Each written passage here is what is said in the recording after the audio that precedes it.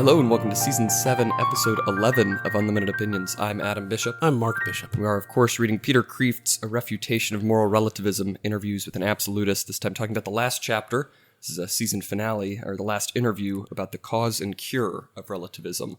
What events, Peter Kreeft, sort of through his characters, sees as the cause of moral relativism now in the present day. Yes. What were your initial thoughts? I mean, I liked it. It was a lot more current events than the last chapter, I think. A lot more specific events, less philosophical. Yeah, I was surprised by basically, it's a short chapter, well written again, easy read, but I was surprised by how much about the sexual revolution and abortion, and I'm sure we'll get into it a little bit, but I think the sexual revolution didn't cause moral relativism. I think it's the biggest. I think it was already pushing forward, and then it just it's like throwing gasoline on a prairie fire or something. That really displays the effect of it. I think. Yeah, I think they're intertwined for sure, because I don't think you would have the sexual revolution without also that sort of wave of relativism happening first. Yes. But then once they both collided, they both propelled each other even further, if that makes sense. Yes. But I think he's right in that it's like a key moment or a key period in the development of relativism. Well, we're still in it. Yes. It's like there's never really been a counter-revolution to the sexual revolution yet. There's just been waves of revolutionary thought. Yeah. It's like there's no successful counter-revolution. I mean, there were efforts to try to push back against them years ago, but people were called prudes or sexually repressed, which he gets into a little bit here. But it just seems like it just keeps pushing the boundaries, as we've seen, and because there's more relativism at its philosophical base, there's no end. Yeah, there's literally there's no goal. It's just Yes. So let's get into it. So of course the discussion is the cause and cure of relativism, and I think he's not trying to write an academic paper on the actual cause of relativism. His cure is very quick and the very end, one maybe two lines. So maybe we should talk about that first. The cure is we should all be saints. Yeah, that's what he says. I mean, yeah, sure. We should all be good people. But he does get into some specifics as we start off. I like how he starts off, because he starts off with the four cardinal virtues. Yes. Which are? Well, I thought you were going to. I was going to, but you're the one that interrupted my line of thought. Do you want me to say it, or do you want you to say it? No, it's okay. Well, and I like how he describes them, which is really there's three that make the fourth. So he's defining them as wisdom, courage, self-control, and when you have all those combined, it results in justice, which is the fourth cardinal virtue. I've heard it is described as prudence, temperance, fortitude, and justice. Yes, that's how I've heard it. Oh, very good. Well, I think that's the more Catholic version, but I think Plato had a similar concept too. Yes, he talks about that. Yeah. So what is it? What do you mean by wisdom? What does he mean by wisdom? Okay, how do we even get? He got into that. He says, I do like is this. The loss. So he starts talking about it. I should try to say this first. Is that really what the cause of moral relativism? He kind of gets to this, which he says is just the loss of these cardinal virtues from whatever reason or philosophical issues. You can't have a functioning society, and you will have moral relativism if you don't have these four cardinal virtues. Yeah. It's a kind of a cause and effect, like the effect of moral. I think that's what he's saying. I also think that's true. Yeah. And so, he defines wisdom, knowing the truth, especially moral truth, and the truth about the good to be done. The courage means choosing the good even when it hurts or it's inconvenient. You have to have that fortitude to move forward and follow the just or wise path. Self-control, which is, I think, is that temperance? I guess. It's temperance. Means, not following your passions when your passions conflict with what would be wise or just. Also called temperance. Yes. And then the justice is what the end result of wisdom, the courage to follow the wise path, and the self-control to stay on that path, really. And then you have the resulting justice. Yeah. That's a good summary. I do like the little exchange they have before that, Okay. because he says, the four cardinal virtues are really three things, or one thing with like three aspects. Yeah. And then she says, like the Trinity. He says, well, I don't know, because Isa, the absolutist character, is a Muslim. I says, well, you tell me, you're a Christian, aren't you? And she says, well, sort of. And I like his response, what kind of an answer is that? And so he's like, well, what part of Christianity do you still have left? He's like, clearly you don't have the theology or the moral or the morality. And she says, well, I never really understood the doctrines. He says, okay, we don't have that either. Would you have the liturgy? What part of Christianity do you have left? Which is, no, I don't go to church. Right. He says, what do you mean you're some sort of Christian? There's no part of you that's Christian anymore. Right. Which I thought was funny. I think is an attitude that I think a lot of people have. Well, I'm sort of Christian just because they might have been raised Christian, right. Or have some little belief in God, but don't really live any Christian values or way. Yes, and at some point, like it's like a mixture gets so diluted with water that it really is just to be considered water. Yeah, so their faith is so diluted with lack of thought and practice, and so what do they even have a faith? Yeah, do they really believe in Jesus? Usually they're some sort of agnostic. It's like, well, I think that Jesus probably lived and that he probably said, love people and there might be God. And that's generally the extent of their Christianity. Well, they also would assert that Jesus loved everybody equally and Jesus never judged anyone. Yes. He said not to judge your neighbors. Yes. That's what they say. And there's no right or wrong. It's just love. That's what they would say. Yes. Jesus would say. And Jesus is like, what the fuck are you talking about? When did I ever say that? You confuse me trying to keep you from killing each other over petty disputes with you could do anything you want. Yes.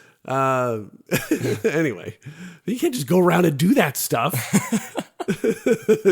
just don't kill the people who do it. When they say they're sorry and they seem to mean it, maybe forgive them. That's all I mean. It doesn't mean you can go out and do whatever you want. Oh my gosh! You know what what I should do if I ever actually get off my butt and do anything creative? It'll be like, well, we should watch the movie Oh God, which I keep saying that, which is God comes back and visits. It's George Burns plays God, and John Denver plays a guy he visits to be like a prophet to warn people to get back on the path, and he's like a grocery store manager. Yeah. And of course, it was with all prophets. He's rejected by his local people because who are you to? Anyway, but I think it would be really funny to have, although maybe it'd be blasphemous.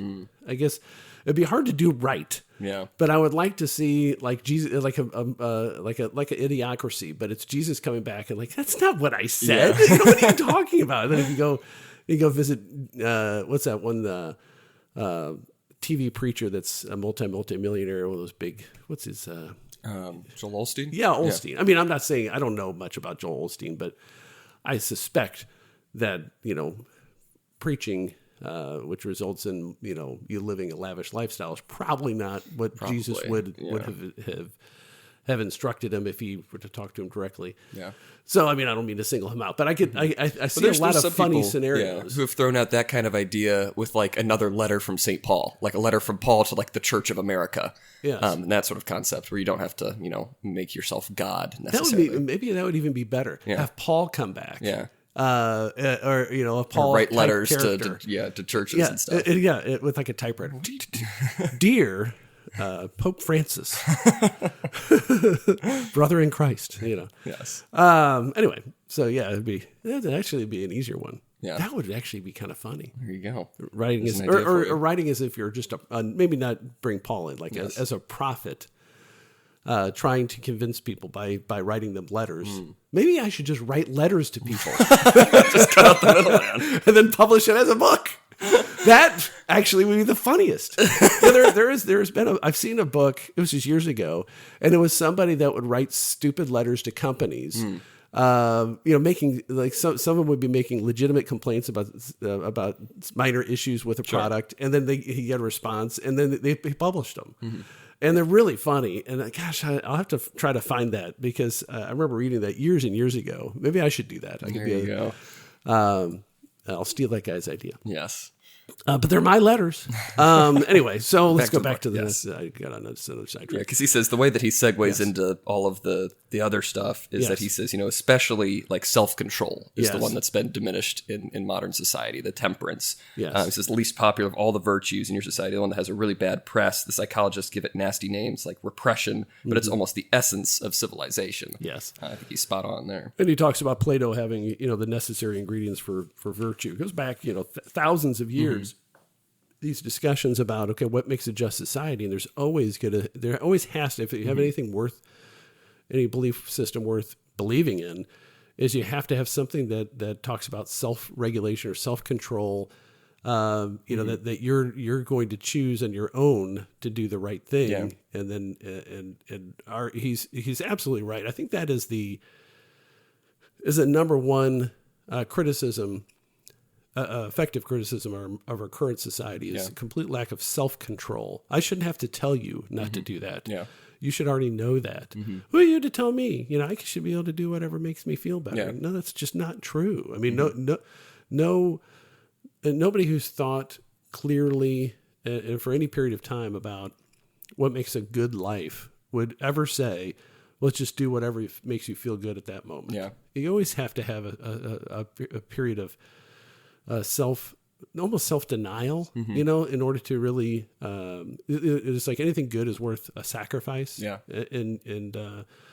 Anyway, you hear it a lot now though, like Joe Rogan's very much into that. I mean, I don't know what his religious beliefs are, but he talks consistently about the hard work that it takes to do anything well. Yeah. You have to put in the time and the effort and the sacrifice. And I just listened to an episode with him and Kevin James. Oh, interesting. Which it really was interesting. Evidently, they've been friends since they were like in their 20s, I guess. And he's a King and Queens guy, right? That's the right name. That's the guy I'm talking about. And evidently, he's also taken MMA classes over the years, jiu-jitsu and that kind of stuff. But they're talking about, the focus that it takes. And Rogan says you have to be like your own hype man, and your own strong voice in your head. So because you always have two voices. I'm just going to go on the sidetrack because it's important. Yeah. So he says, you should have. Everybody has a voice that says, don't you just want to go back to bed? Don't you go ahead. If you eat that, it's not really that big a deal. Yeah. And for most people, including me, especially me, that's the strong voice. And the little weak voice is saying, you should probably go to the gym. You don't need to eat a donut. And his philosophy is you got to make that weaker voice the strong voice, so that it's like maybe you should go back to bed. And your strong voice is get out of bed. And I think that's really what is consistent with this author's statement about the self-control. You have to have you have to have the wisdom and the courage, but you also have to be able to moderate your own appetites, because otherwise you're just going to subject yourself to your own passions. Yeah. And I really like to guide yourself with. You can't guide yourself with passions, because then I think that another key thing, which he doesn't highlight but he mentions, you're a slave of your passions, which makes you subject to propaganda and advertising, which I think is so true in today's world. Well, I really like what he says, in that same section there. It's because I think a lot of people think, if you don't have self-control, you just don't have reason. But he makes a great point. He says if reason doesn't rule passion, passion will rule reason, and you start to just rationalize all of your passions. You're still using reason, but you're using it for the wrong purpose. You're saying, well, it's okay if I do this. It's okay if I do this. You come up with, logical, at least in your own head, like reasons why you should just follow this passion. I'm just living my truth. I'm just doing what feels good to me, and that's okay because X, Y, Z. So it's not that you aren't using reason; you're just using it in the wrong way. Yes, absolutely. Yes, yeah. You're kind of perverting it. You're making the passion the strong voice. Yeah, exactly. And he also makes a very important distinction that people don't get or refuse to acknowledge, which is that self-control is not the same thing as repression. And this was really came of age, or really became the dominant philosophy in America in my youth going forward. I think like the 80s going forward, where because there were people trying to fight back against this licentiousness, where it's like anything goes. In the 60s, late 60s, 70s, it was, break boundaries and all that kind of stuff, and freedom, and that's great to a certain degree. But then there's a pushback of that, saying this is not healthy, this is not appropriate, there's a time and place, that type of thing. And they say, well, you're just repressed. And so then it made people kind of back up and on their hindquarters because they're like, they had to justify that they aren't some sort of sexual deviant. Mm-hmm. You know, it was always like, well, if you're so concerned about gay people, maybe you're gay. Yeah. You know, like you're a gay. And it's kind of funny. And that, oddly enough, was a very, very effective way to silence people because they didn't want to be accused of it. How do you say you're not gay? Yeah. You know, how do you prove that? Well, you're not doing it, but you're thinking it because obviously you're obsessed with gay people. Mm-hmm. Like, well, I'm not really obsessed with it. I just kind of don't want it in my schools. I don't know. You know, this is like the argument back in the 80s. Well, that's what people are still saying now about like the transgender stuff, about like women in sports. It's like, oh, well, why are you so concerned about, you know, what these people are doing? You must be the real creep here because you're the one paying attention to all of it. Right. It's like, well, that's not how that works at all. Yeah. Why are those creepy little girls looking at that dude's penis in the locker room? I mean, for crying out loud, look somewhere else. Yeah. As he's like dancing around. Oh, don't look at me. Don't look at me. How do you like that visual? Ugh, that's disgusting. Well, you know, that's a real thing. Yeah. There was a gal just this week that got kicked out of Planet Fitness. Yeah. Because there was some, I think, I might be confusing the stories, but I think the guy was like in the 60s. Biological male in a woman's restroom, you know, just changing and all that kind of stuff. First of all, I don't even like to have these group locker rooms for adults. I don't even like them for kids. I don't like in high school. I don't know why we all have to get changed in one room. You know, can you put in some money to maybe put a screen in or something? Because, I mean, I just never understood that in my entire life. But I certainly would say, you know, what's up with these dudes? You know, they obviously are unique, you know, a distinct small number of people. Why wouldn't they recognize that they are rare as part of the population, and so would self-regulate themselves and say, "Look, I'm not going to. I think I'm a woman. I know I'm a woman, or whatever it is. Yeah. But you know what? I'm not going to change here for crying out loud. You know, I'll go home and change, or I'll make accommodations for the vast majority of other people because, you know what? Maybe those little girls don't want to see me naked, right? I don't, but it's a flavor of the same issue, is that they don't want to have any sort of limitation on what they feel like they should do, which is what this author's point is through the speaker. And, you know, he's in the interviewer, this interlocutor, Libby, was saying that, you know, he's saying it's just logical to follow these principles. And he says, I just told you, I don't mean just logic. Reason, intelligence, insight, and wisdom is like a light, and you're substituting heat for light. You know, these are rational ideas. It's not just cold, hard logic. You know, there's certain moral flavor to it that isn't just completely based upon, you know, calculating a math equation. Yeah, because his point here is like we separate relationships from all other things. Where he's like, you know, it'd be an excellent idea if we thought about it before falling in love with the wrong person. You think before you join the army or a political party or a church. Why not before you join a relationship? He says it's not just logic; it's all of reason. You use all of these things in making these other important decisions, but we've made relationships just such like a trivial matter now. And that's one of the big things going back, of course, into the temperance or self-control. That was one of the other topics I was surprised because he gets into like the issue of divorce here shortly, and talking about how destructive it is. But you know, at this point he's talking about, you know, he says, you know, lust is blind, but love is not. You know, you should have some reason calculating with regard to decisions about, you know, who you're going to have this kind of serious relationship. And that is so true. And I don't know what to think about present day divorce. It's just so messy. And it's just, I think divorce back in my generation was the cause of a lot of problems, but now I think it's more of a symptom, if that makes sense.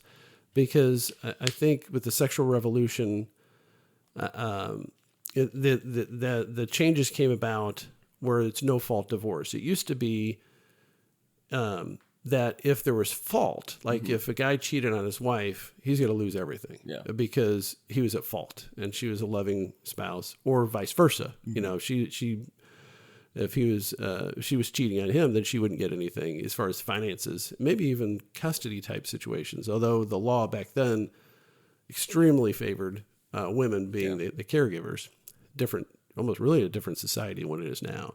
So there needed to be some changes to the law, but now with the so-called no-fault divorce, the only thing you're really arguing about a lot of times, well, number one, if you have kids, it's arguing about who's an appropriate parent, which is a pretty low standard. But also on the financial side, you're not talking about who caused the divorce or who's wrong, but you're talking about who wasted money. Like, and they're like, well, you use this on that, and because otherwise it's default 50-50. So, when we're getting back to this topic, people nowadays just seem to, now people seem to not even wanting to be married. Yeah. Which makes a lot of sense when so many people have kind of rushed into marriage and treated it as if like you're going steady. Yeah. Why would you get married in a society where there's seemingly no benefit from being married because you can't count on the other person to abide by the vows? Yeah. What's the point? Because especially if you're devout and devoted to the other person, you're getting stuck. You're getting screwed. Yeah. I don't know what the solution to that is. Yeah. I think it goes back to like how people value marriage anymore.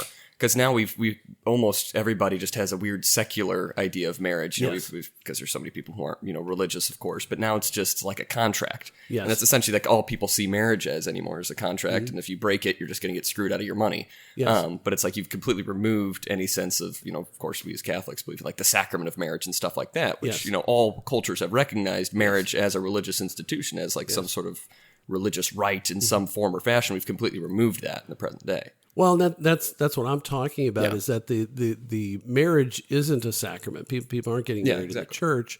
And so it is a contract. Under the law, it's a form of contract theory, but it's unusual in a contract where you're not even arguing over breached. Yeah. Usually in a breach of contract case, that's the argument. Yeah. Okay, you have this and this is a lifetime term for a contract.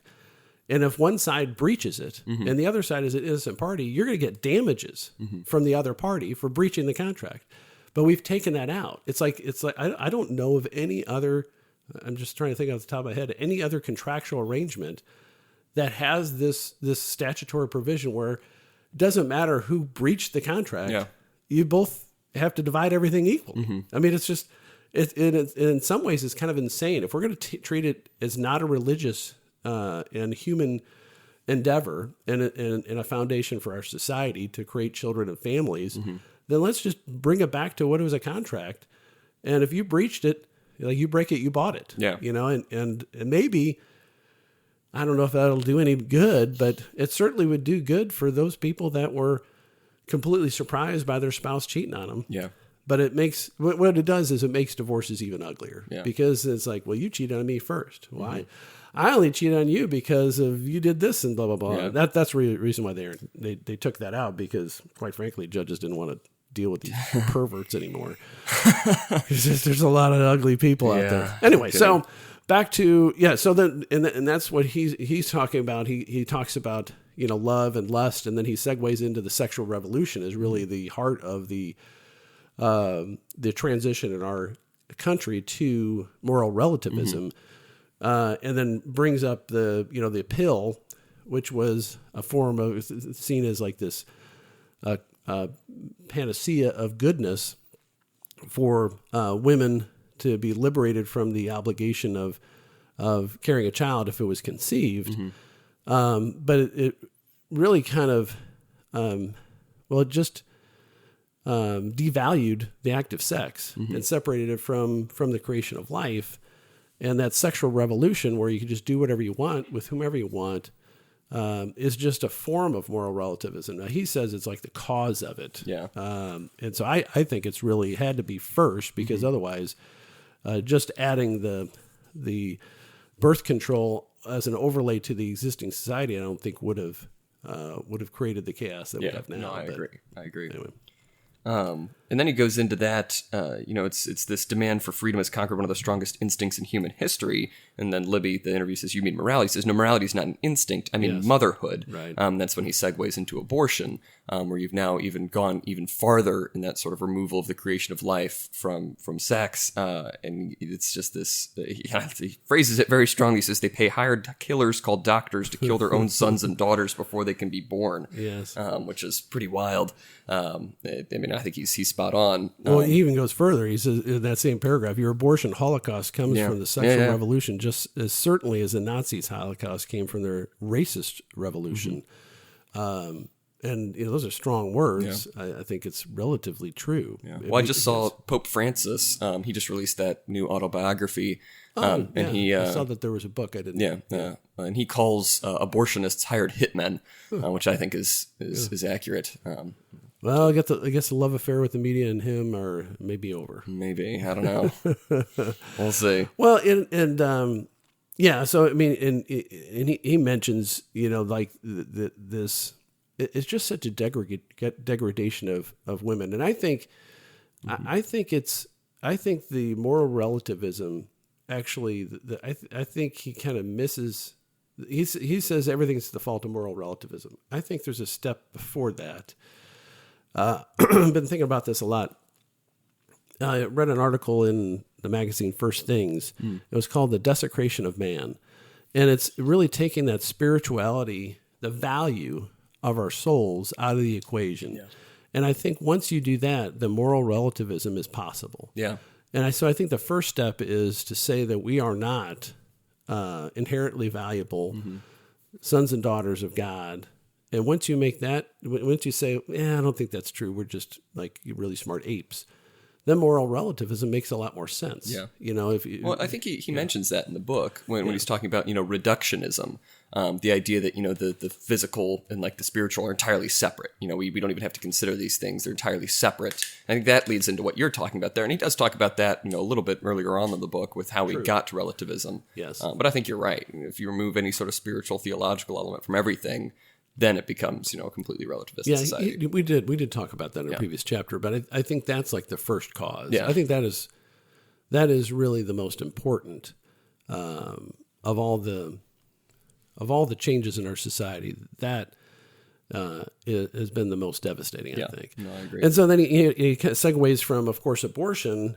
Anytime you start talking about sexual ethics, you start talking about divorce, and I do like. And I've never seen it in a more secular type book, although it's obviously a religious discussion. But when he talks about divorce being a suicide of the divorced couple, I've never heard that term being applied to that because when a marriage, like they say, two become one flesh in a marriage, there is something, and this should be sacred, but there's something special and different about a marriage that is not just a friendship. It's something that's created that's different than it was the day before. Yeah. And when you have a divorce, well, and I don't do divorce litigation anymore. I only have one left, because I don't. Because you can't win a divorce. Yeah. Everybody loses. Yeah. It's just a matter of how much you lose. And I'm tired of the tears. And this is from the men. It's like, me, man. But I mean, I understand. Yeah. But also, the limited cases that I've had to say some variation or another of, don't forget you married it, right? You married into this, and it's both for men and women. And it's not my fault. It's not the court's fault. But every one of them that I've been involved with, which has not been many, they should have used more reasoning before entering into the marriage. And if they would have, and they would have listened to their friends and family, and that's a big warning sign. If your friends and your family don't like the person you're thinking about proposing to, don't do it. Yeah, unless you're because your family you're born into, so maybe they're all just nuts and they're wrong about everything. But why are your friends your friends? Generally because you trust them. They would They would support you in times of trouble and would not steer you wrong purposely. Otherwise, they wouldn't be your friends, right? Yeah. And if all your friends hate somebody that you're going to marry, you can't just say, oh, they just don't know her or don't know him. Maybe they do. Maybe you're not seeing it. Maybe you're blinded by passion. Anyway, true. back to the book. Yeah, I like the way he then kind of frames divorce, like kind of what you were saying in a more secular format in a way, where he says let's call just another practice, not divorce and not connected to sex anyway. Let's call it X, and had 3 results. First of all, it betrayed the person you promised never to betray, broke the most solemn promise you ever made in your life, your promise to that person you claimed to love more than anything else, deliberately lied, etc. Suppose X also betrayed your children, broke your promise of security to them, scarred them for life. And finally, suppose X undermined your society as surely as termites undermine a house. Suppose X turned the bricks your society was made of into sand. Sort of the most fundamental building blocks. And it's like if we had a different institution that we said, okay, has all of these results, we would outright condemn it at every single turn. He says, because it's divorce and because it's tied, as he says, to the sexual revolution and in the nature of things in that way, then we excuse it and we accept it just as a normal part of society. Well, and you wouldn't know this, but back in up until the 60s, through the 60s, maybe even to the 70s, divorce was a scandal. If you were divorced, you were seen as oh my gosh, that's a divorcee. Yeah. That if it was a guy, you're kind of a guy who must have cheated on the spouse. If you're a woman, you might be a floozy or something. Yeah. You messed something up because why did your husband leave you, or why did you leave your husband? Well, Tolkien wrote a lot about that, not that exact idea, but in his letters to his children and whatever, he has one that's essentially just like a whole essay on the nature of marriage and about how if you allow divorce, you allow for the collapse of everything else, which is very, very well written. Well, and I want to make sure I'm clear. There's sometimes you just got to get out. Yeah. Right. I mean, if there's physical danger, and sometimes people change, and if they change so that they're a danger to you, or especially to the children, you got to do what you got to do. Yeah, right. No, absolutely. But one of the things that this book mentions, and which is a common mistake, is that it's not 50% of all. I mean, 50% of all marriages end in divorce ish, but it double counts a lot of people. Yeah. Because if you get divorced once, you're likely to get divorced another time. The second marriage rate of divorce is really high. Yeah. Meaning, like if you get divorced and you get married a second time, the divorce rate for second marriages is way higher than first marriages. Yeah. Third and fourth and fifth, they go up exponentially. So if you're married 3 times, if you're going to be marrying somebody that's been married twice before, think long and hard about it. Why bother? That should be the first. And your buddy should say, "What are you doing?" Yeah. And if you have a friend that's thinking about marrying somebody and it's their third marriage, your friend should be saying, "What are you doing, dude? Yeah. Do not do it," because it's going to most likely end in heartache. Now, having said that, I know a number of people that had very successful second marriages, but when you get onto third, all bets are off. And so it skews the stats. Yeah. Those people that have multiple marriages are skewing the data. So for first marriages, the divorce rate is not 50%. I don't know what that number is, but it's much better than that. So most marriages don't end in divorce. Yeah. And that's encouraging. And I think we should probably highlight that a little bit better, because people think, well, especially young men, I think nowadays are like, well, if I have a 50-50 shot. Yeah. If you're doing that for the lottery, yeah, you're buying that ticket. But you're doing it for marriage, I don't know. 50-50, and then she can take half my stuff. I got to start over, and then I only have my kids for half the time. Those aren't good odds, but it's the fact that it's certainly the majority, good strong majority of them last their entire lives. And they may not be happy the entire time. There are ups and downs with any marriage or any relationship, including friendships. But that's pretty encouraging, because it's a long time. That is true. Let me tell you. A long, good time. Anyway, so what else? Oh, yeah. So you mentioned, that's about the divorce, and we wouldn't allow it. And I don't know what the solution is to get back to a situation where it's really discouraged. Because I think, like I said, every marriage has ups and downs. And I think people are so... easy to leave the relationship. And I don't know. I think in a way, a lot of guys are too easy to cheat after so many years. They used to call it the 7-year itch. Yeah. That was a known term. After you're married for 7 years, you start getting, I could do better, that type of thing. Mm-hmm. Or there's a lull.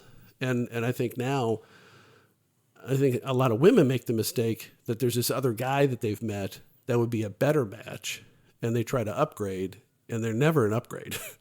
Yeah. In those situations. And so I think he's hitting on a lot of this, that you need to have that commitment. But unless you're in one of those kind of really, truly dangerous or abusive, or there's drug addiction, those kind of situations, unless you're in one of those kind of situations, maybe you just try to push through it for a little while, give it some time. It's supposed to be a lifetime commitment, if you meant it. And then he makes an interesting point after that he says, it's very unique that we have like this glorification of immorality as he sees it, but only tied to things that are related to sex. Yes. Because he says, I'm on page 171, he says, in fact, I'm impressed that most of the rest of traditional morality is still popular and believed and taught even on TV. Your sitcoms and your soap operas and your movies, they never glorify murder or rape or stealing or even lying, but they always glorify fornication and adultery and sodomy and abortion and contraception, which I think is a great point. Where we still have these other frameworks where it's still, of course we can't, accept those. Of course we can't accept those. And they're tied to the same morality system. Correct. As the teachings on abortion and divorce and things like that. We've entirely separated those because, as he sees it, the sexual revolution. Now, I would take one exception to this statement. I also have that highlighted, that exact quote. But even in popular culture, abortion is not celebrated. Now, recently, you're seeing this unnatural push to try to celebrate abortions. Yeah. But people, in pop culture, there's a discussion, like if you have a TV show and somebody gets unexpectedly pregnant, even though they're having sex with this person, 3 times a day for like 6 months. So at some point, one of them is going to get across the finish line. But... So, oh no, it's unexpected. What are you going to do? You have choices. They always say, as if this is, oh, you can do this or do that. And they're both the same. They're both equal. You don't have very often in popular culture a character that says, what are you talking about, killing your kid? What are you talking about? That's crazy. Of course you can have the child. You'll love it, you know. But they don't have that. So they have a very anodyne discussion, but almost always, if the character is generally a good character in the show, the character is going to choose life. Yeah. Almost without exception.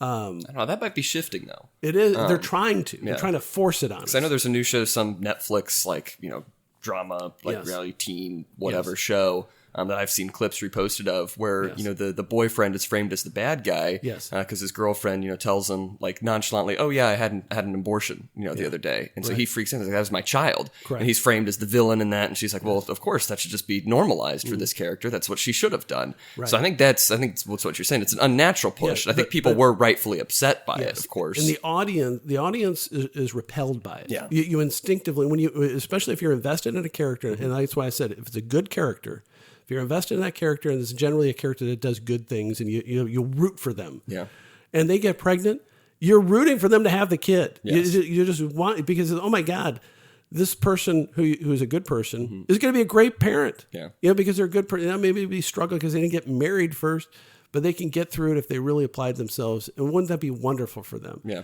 that's generally, if you're not a sociopath, what you're gonna root for. So I would say that there's not a glorification of abortion generally. Now, I know in the last 3 years, they're actively trying to push this into our storylines of popular shows for that purpose, to normalize it. And it's an evil thing that they're trying to do, but it's not a natural storyline. Yeah. And a famous one is, if you want to watch the Friends episode where Rachel gets pregnant. Have you ever seen this? Well, I won't spoil it for you, but you should watch the scene from beginning to end where she takes a pregnancy test to confirm that the first test is correct. Okay. with Phoebe, Rachel, and Monica. I think they're in a restroom, and you should watch it. And you'd be like, "That's a really neat message." Yeah. And it was a great episode and very well done, even though they were talking about, what is she going to do, But anyway, I don't think they could have written it otherwise, because Rachel was a good person character with, any good character's got flaws. But I just don't see in popular, generally available, popular shows that we haven't gone there yet. Yeah. But he's absolutely right that all other moral type behavior has been, like in Friends is a good example, because this was back in the 1990s, and the having sex freely with whomever you want was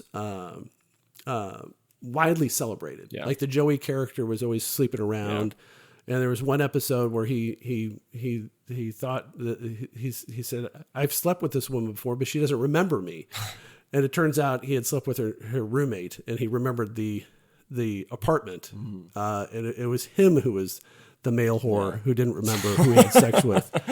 And it was just a setup for, so he's absolutely right about all that stuff. But in any event. But I do like this exchange they have here, because after he says that about, we only glorify certain things, Libby, the relativist, she says, "You know what you are? You are the religious right personified." He says, "Because I'm against abortion and sodomy and adultery and divorce and fornication and contraception and condoms." She says, "Yes." Do you know what you just said? Do you know who you just described? He says, "Well, you gave my side a great hero and you just lost one because you just defined Dr. Martin Luther King," which I think is funny. And then because of this is set up like as a mock recorded interview. Yes. It says, "The dialogue resumes after an interruption that we all agreed not to include," yes. Which I think is very funny and very true. Yes. True. I mean, he was a religious leader, and of course, there's a lot of inconvenient religious leaders in the African American community. Yeah, we're like, wait a second, that's not in the Bible. Or it's in the Bible and it says exactly opposite what you were talking about. So that's a hard discussion for them to have. But she's so focused on the sexual ethics to define the religious right as only about sex. But that's just like a symptom of the bigger disease as he's trying to talk to her about it. And then he has a kind of really interesting discussion about the sanctification of, like the two acts that are really, he calls them ecstasies, the type of things. Yeah, mystical thrills. Mystical thrills is sex and death. And of course they've sanitized death as well, which is a real problem in they're facilitating, and especially in foreign countries. And thankfully that was pushed back, because there's been a push for legalized euthanasia. And I thought that like out west they had legalized it, but there was a famous doctor, Dr. Kevorkian, who was a guy that was going around with this little IV unit and killing people, that had terminal diseases, and he was prosecuted. Mostly unsuccessfly, but I think they got him on one of them. That's good. Because the person, I think it was a really weird case, because the person was just sad, I think. "Oh, you want to die? Good for you." Yeah. Anyway, so that there was a big push. And I haven't really heard much about assisted suicide, is what they were calling it. Recently, the last couple of years. I've heard some stuff. I know, like Switzerland. Well, in other countries. Yeah, other countries. Not here. Yeah. I know, but I've seen they're all over the place. Like Canada, Switzerland. Crazy. Canada's awful with it. And that's one of the arguments that, like, Sarah Palin famously talked about death panels in Obamacare. But anytime you have government provided health care and end of life health care, you start doing the cost benefit analysis, and you're like, wait a second. If we just OD'd this person, we'd save $50,000, and the person's only going to live for another 6 months. Yeah. So, what kind of quality of life is that? So let's just give them 3 more pills. Yeah. It's terrible. Which is cost $1.50. Yeah. But they bill us $3,000. Yeah. I do like the point he's making here, because it's like once you remove God, you're looking for something that has like a standing outside of yourself, out of body experience. The transcending of reason, self-consciousness, personal moral responsibility. Of course, he says death and sex are those things. But then he also talks about, he goes into a discussion on like drug addiction there. Yes. And he goes on a really interesting point about drug addicts are closer to the deepest truth than the mere moralist, because they're at least looking for that out-of-body experience, that sort of like transcendence, that thing that God promises, that mystical revelation. They're just looking for it in the absolute worst place, which is an interesting idea. I don't know how much I necessarily agree with him, but I think he's right to an extent. I think it depends on the drug, actually. Really? Yeah. I think my experience over the years dealing with representing drug addicts and prosecuting drug addicts and all that, the legal system, it's usually one of two types. One type is they're just partying. Yeah. They're partying too much. And that's not an active seeking, I don't think. I think it's just a slippery slope type of thing. Yeah. And then the other side is a more contemplative side, that they're trying to fill a hole through the drug use, and they have a lot of emotional pain, that kind of stuff. So I think in some sense I would agree with them, but not about all of them. Yeah. But I think there are people that go down that path because they are seeking that. But I think a lot of them are also seeking numbness. Yeah. Because they're just disturbed and depressed and all that, and this does substitute that. But I think it is kind of filling a hole.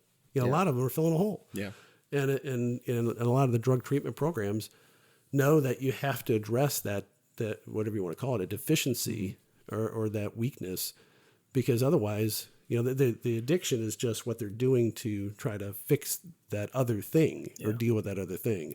So I think he's right. It's kind of I was kind of caught by that as well, but I think there's some truth to it. But anyway. Yeah. And then he kind of ends, I think this is sort of the last point he makes. He talks about that for a little while. But he says, morality is a stage on the way to mysticism. Is his point. He says, morality isn't the ultimate thing, but it is absolute. It's not the last thing, but it's the first thing, the necessary way to the last thing. So sort of separating like the earthly from, the heavenly, essentially. It's like morality is absolute here. We have these absolute rules. That's why he's an absolutist, as a guide to what is next, to those mystical, experiences, to heaven, essentially. Yeah, and he says on top of 174, morality is a road to mysticism. Submission is the way to ecstasy, which I've never heard that put that way. That you have to submit. Basically, you have to submit. I mean, I've heard this kind of concepts. You have to submit to the will of God. Then I'm already saved, I guess, and that's really what he's talking about. And then there's like one page where he says, "Okay," she says, "Okay, how do you fix it?" Well, you just have to be saints. Yeah, that's what he says. Just be better. Good. But he talks extensively in this chapter about the four cardinal virtues, and really what he's saying is, listen to everything else I said about how to live a just life.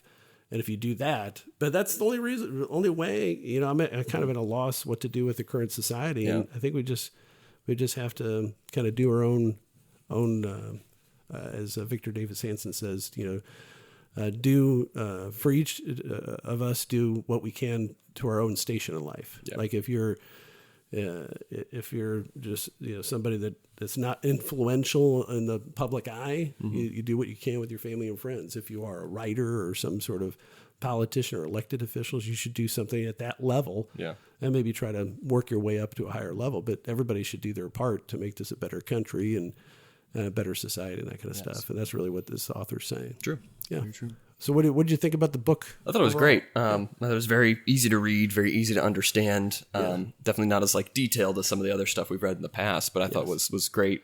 Gave us a lot of jumping off points. He's a great writer. Lays out his points really well, and he's really ahead of his time too. I think we've mentioned this several times throughout, but this was published in 1999, and he's just absolutely prefigured, a lot of the stuff that has happened in the past 25 years, with how crazy things have gone. He hasn't predicted everything, I don't think. I know it's like what you said. I mean, I don't know if anyone could have expected a lot of the modern results of what we have, with the sexual revolution and sort of the craziness that's going on with gender and stuff like that. But I think he's right in describing the path on how to get there. He just wasn't sure where that path was going, because I don't think anybody did.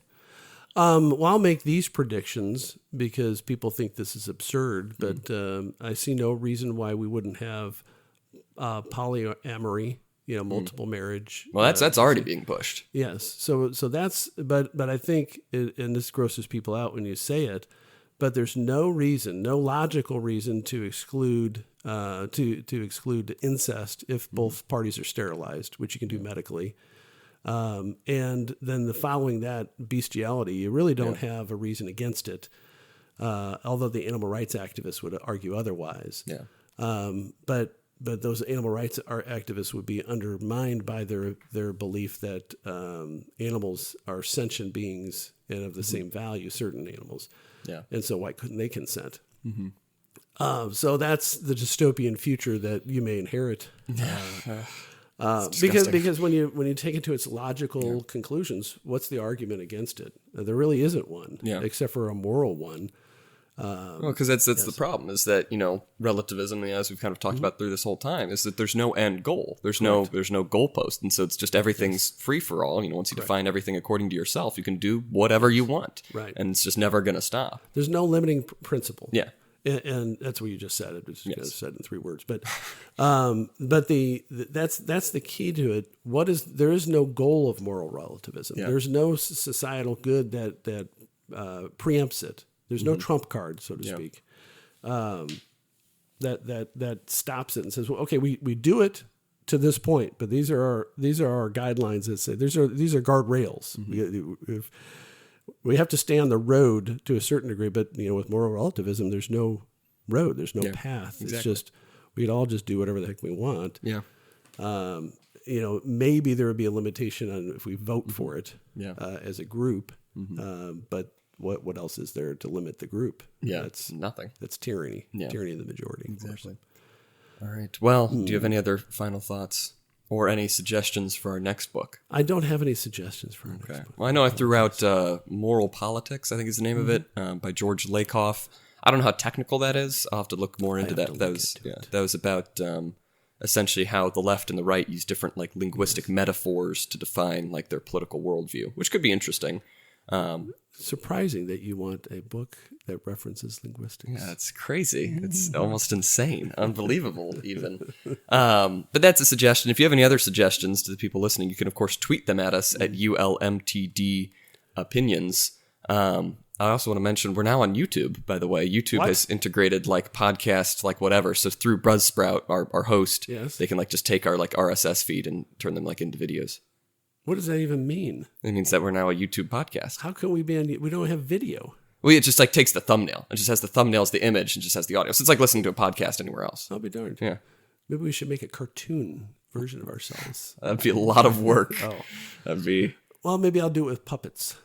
Oh, yeah. Yeah, no, that's a great idea. Fantastic. But yeah, you could subscribe to us on YouTube. I think it's just Unlimited Opinions is our channel. Or watch us wherever, or rate us 5 stars, or whatever people tell people to do with podcasts. Subscribe on YouTube. Follow us on Twitter or Spotify. I don't know what people do on every platform, but follow us. That's my message, I guess. Okay. All right. Do you have any other final thoughts? No. All right. Well, this has been Season 7, Episode 11, the last episode of Season 7. How many episodes have we done? I think this will be 162. That's it? I think so. Well, it's only been, what, we're coming up on, it'll be 4 So it's essentially 162 weeks. Yeah. But with some it's over breaks. 3 years with some breaks. So I think we'll hit 4 years in November, because we hit 3 years this past November. Wow. Yeah. Crazy. It's a long time. It's been my entire undergraduate experience. That's true. We've done this all 3 years I've been an undergrad. Yeah, it's been great. That's an excuse for me to interact with my son. I mean, how do I turn that down? Well, this has been Season 7, Episode 11 of Unlimited Opinions. I'm still Mark Bishop. Oh, yes, and I'm Adam Bishop, of course.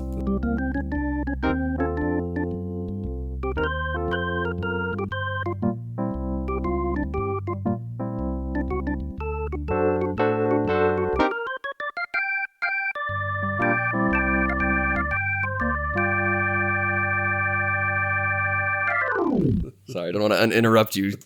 Steal that away from you. I'm doing that for 162 episodes. Still funny.